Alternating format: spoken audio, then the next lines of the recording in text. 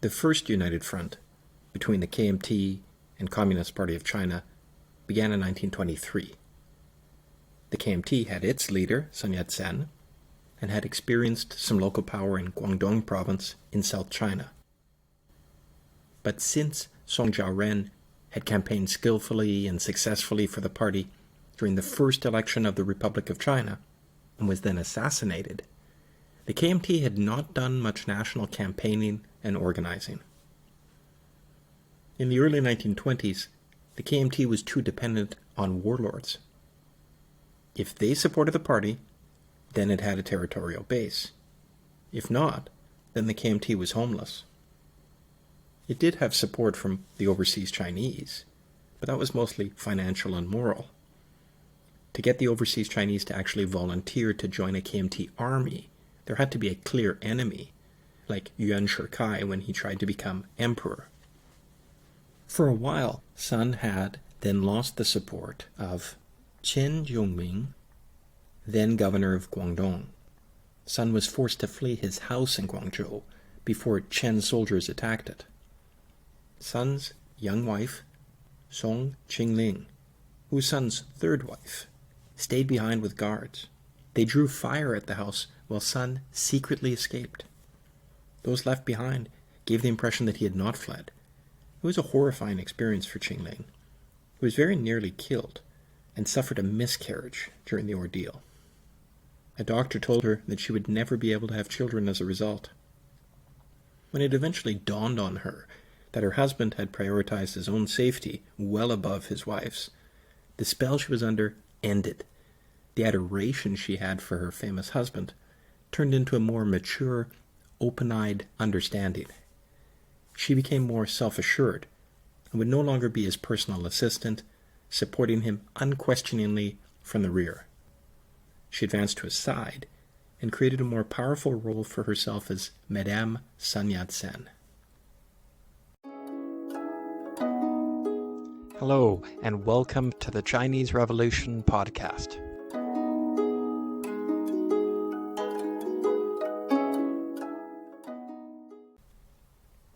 In 1923, Sun Yat-sen's newest government in Guangzhou City was at risk from warlords on two sides.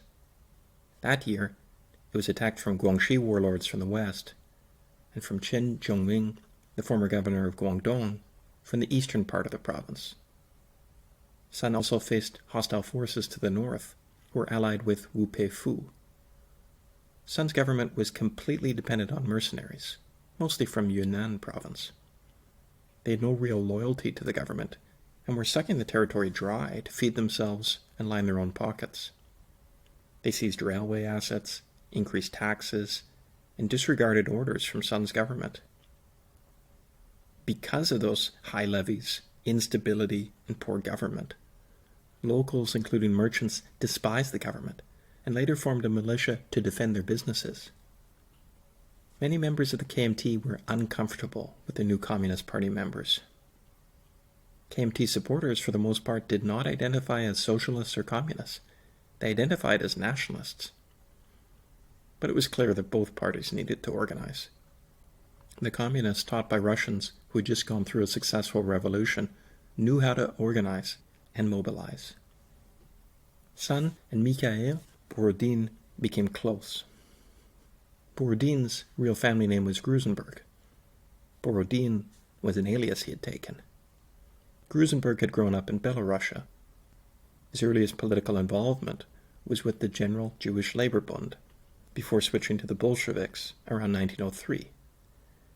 He was involved in the partially successful 1905 Russian Revolution, but the Tsar survived it and spent the following years consolidating his power again. In 1906, Gruesenberg was arrested and given the choice of Siberia or exile in Europe. He chose Europe and moved to London. But he was not welcome there and then moved to the United States. He was living there until the 1917 revolution broke out in Russia, and by 1918 he had joined Communist Russia and was active in its international work. In 1923, the Comintern assigned him to China. He and Sun both spoke English, and they talked together in that language. Gruesenberg, and I'm going to call him that instead of his Russian alias, because honestly, I can pronounce it easier, flattered Sun when they were together, but privately wrote to his comrades in negative terms about Sun's intelligence. Mikhail believed, for instance, that Sun reasons in a simple way, like a man on the street. If his plan was to manipulate Sun, then Sun seems to have had the same intention towards Gruesenberg. Sun had tried to keep his options open and reached out to both Hong Kong colonial authorities and to Japan for support, and was not putting all his eggs in the Soviet basket. Gruesenberg didn't think much of the KMT at this point. He wrote that it was impossible even to call the Comintern a party. From all points of view, political, organizational, and theoretical, it was something very diffuse and undefined. Gruesenberg went about organizing the KMT. Sun was fine with that. He recognized the need, but was himself not suited for that role. To the Chinese Communists, Gruesenberg explained that the reorganization provided an opportunity for infiltration of the Guangdong. It must never be forgotten that in reality the work is done for the stabilization of the Communist Party, which aim should always be kept in mind, he told them. In November 1923, Chen Jiongming's troops were advancing from the east and threatening Sun's position around Guangzhou. Gruesenberg urged the KMT to mobilize the masses. He said they were still passive and were essential. He proposed 2 decrees. The first would redistribute land, and the second limit the working day to 8 hours. Militants should ride out to the countryside by bicycle or any means of transportation they could find and spread the word. He organized volunteers to man defenses, while another 500, mostly trained by communists, were sent to the front. Sun didn't sign those decrees because he said that the overseas Chinese would not agree with land confiscations. Nevertheless, Gruesenberg's plan worked, and Chen's troops were pushed back. Guangzhou was safe, and Sun was even more appreciative of his Soviet ally. Now Sun gave Gruesenberg even more freedom to organize. Sun called him his Lafayette. Lafayette was the young French nobleman who had supported George Washington and the American Revolution and helped them win national liberation. In the KMT's Reorganization Congress in January 1924, there were delegates from various provinces, major towns, and the overseas communities. Sun appointed half the delegates, and the other half were elected by local party members. The alliance with communists was controversial. Sun gave 8 speeches during the Congress and encouraged the party to follow the Russian model. He was active in the proceedings, intervening and forcing votes as needed. The main opposition came from Guangdong and the overseas Chinese, especially the Chinese businessmen in Southeast Asia. They were opposed to communism. Longtime KMT members criticized Chen Jiongming, the communist chairman, because he had previously been so forceful against the KMT. One controversy was about the redistribution of land.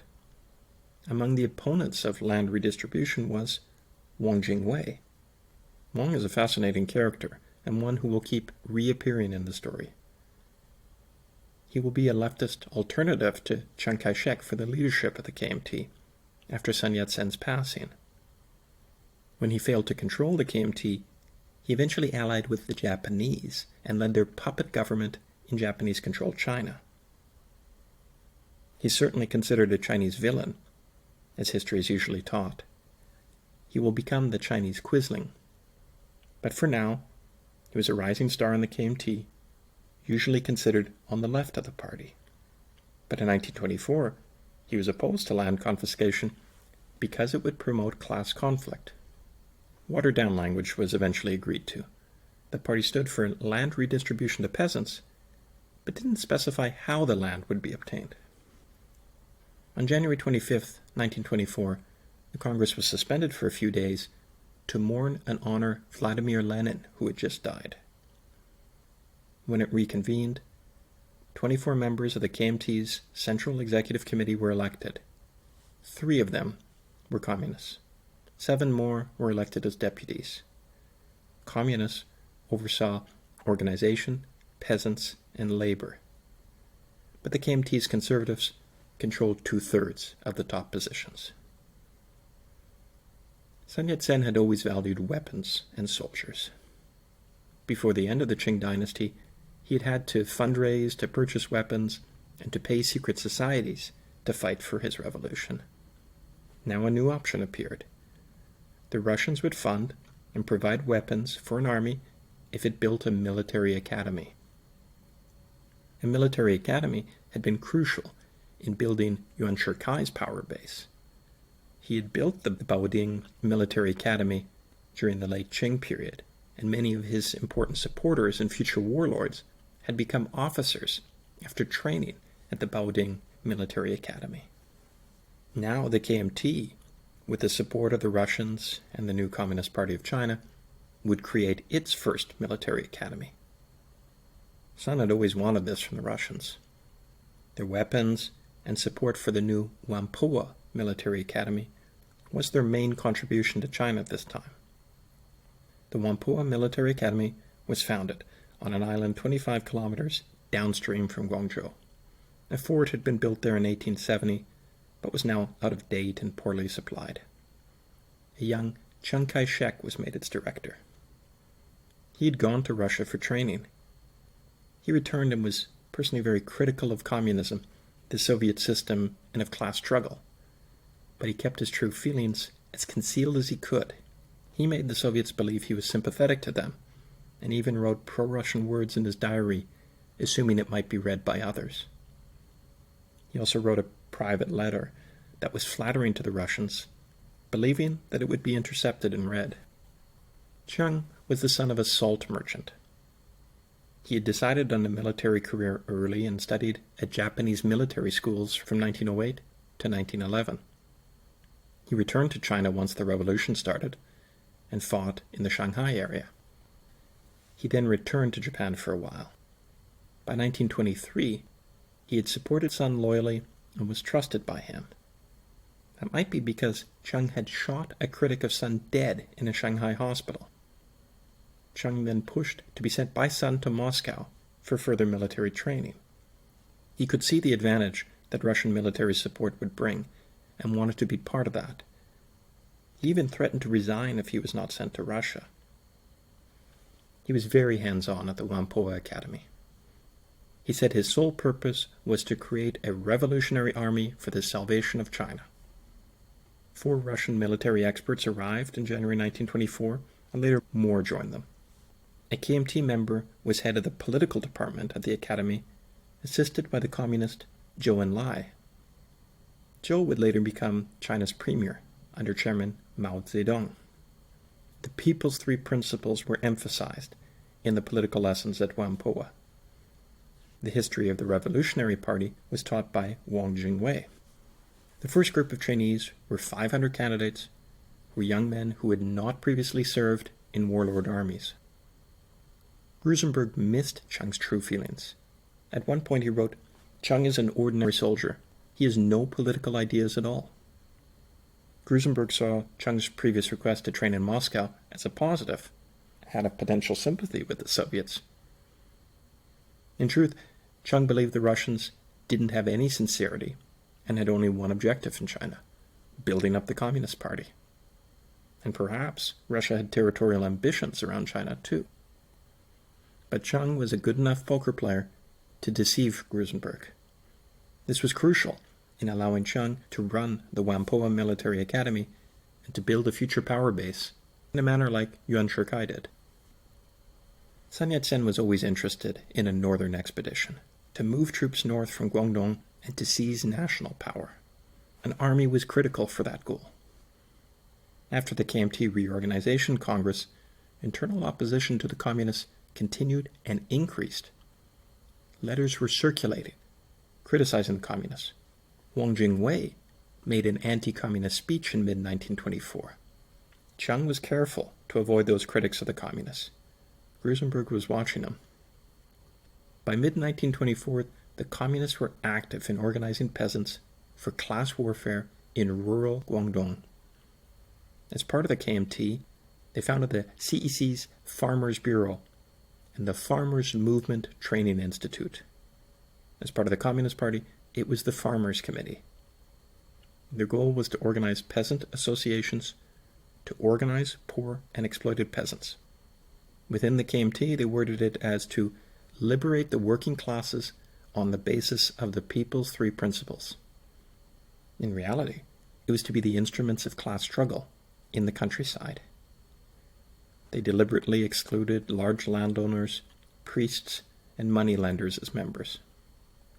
In early July 1924, 38 students wanting to go to the people were given political instruction. 2 months later, the number was 225, and they were given military training. By August, Sun was becoming concerned. He tried to control the movement. You must be very cautious in your propaganda. You should especially persuade all farmers to cooperate with the government. And deliberate carefully on the method to solve the relation of farmers to landlords, so that the farmer will benefit and the landlord not suffer loss, he said. But that instruction was ignored, and the peasant associations had violent battles with village militias controlled by local elites. Gruesenberg sent government troops from Guangdong to rural areas to support peasant associations. Sun, meanwhile, was starting to be ill. The KMT had a longer relationship with trade unions in Guangdong province. In fact, that was what had attracted Snevliet to the KMT and was a major reason why he had pushed for a united front between the Communists and the KMT. In the summer of 1924, there was a major strike in Guangzhou on nationalist grounds. The Governor-General of French Indochina had been visiting Guangzhou when he was assassinated in a foreign concession there. The British and French responded by imposing a passport requirement on Chinese entering their concessions. This offended Chinese nationalists who did not want to have to show a passport to travel within the Guangzhou city region. Since the May 4th movement, this was intolerable. The strike resulted, and Sun negotiated with the British and French. They eventually relented and dropped the passport requirement, and the strike was considered a success. Sun was seen as spokesman and supporter of mass nationalism. He could be seen as anti-imperialist. The Communists got involved and built their connections in the urban labor movement in Guangzhou. Meanwhile in Beijing, Cao Kun, the leader of the Zhili clique, had become president of the Republic in an embarrassing way. He had openly bribed members of parliament to vote for him and was widely seen to have been extremely corrupt in his seizure of the presidency.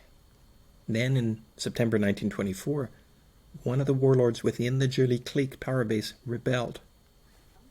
Feng Yuxiang, the Christian warlord, surprised Zhili generals and seized Beijing. Cao Kun was forced out in a coup d'etat. A northern expedition by Sun against the Zhili clique was no longer needed. They had been removed from power.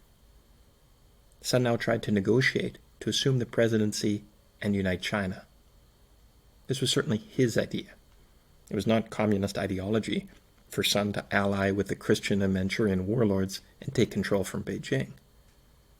But given that there was a power vacuum, Sun thought that he had a chance. His maneuvers were described as an attempt for a great central revolution. Sun published a manifesto on going north to explain his goals. On November 12, 1924, on his 58th birthday, 20,000 people came out in Guangzhou in a lantern-lit parade to honor him. The next day, he, along with 18 supporters and his wife, Song Qingling, boarded a ship to head to Hong Kong before sailing north. Meanwhile, in the north, negotiations were resulting in Duong Qirei coming out of retirement to head a provisional government. Power vacuum was filling in, and Sun's anti-imperialist statements and alliance with the communists were making him enemies. He was not well received in Shanghai on his way north, as that city was a Western stronghold and a commercial power base. Sun used the trip north to negotiate with the Japanese for support, He went to Kobe in Japan, but they preferred Duanqirei. Sun was warmly received, but got no offers of support. Sun was not invited to Tokyo. Meanwhile, Duan's representatives in Tokyo negotiated well and received support. Sun left for Tianjin and arrived there on December 4th, 1924, having received no advantage for his side trip to Kobe. When Sun landed in Tianjin, he was received warmly, but a photo of that arrival shows him looking sickly. In fact, he was dying of cancer. The next day he was forced to bed. He still negotiated from there for the presidency, but Duanqirei was out negotiating him. At the end of the month, Sun traveled to Beijing, not to assume the presidency, but for treatment at the Peking Union Medical College.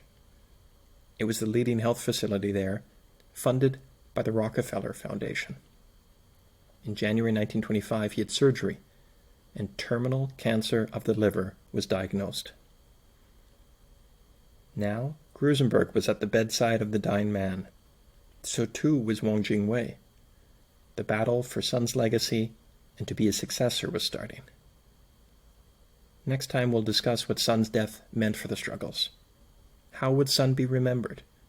Who would replace him? Would the United Front hold? Please join us for that.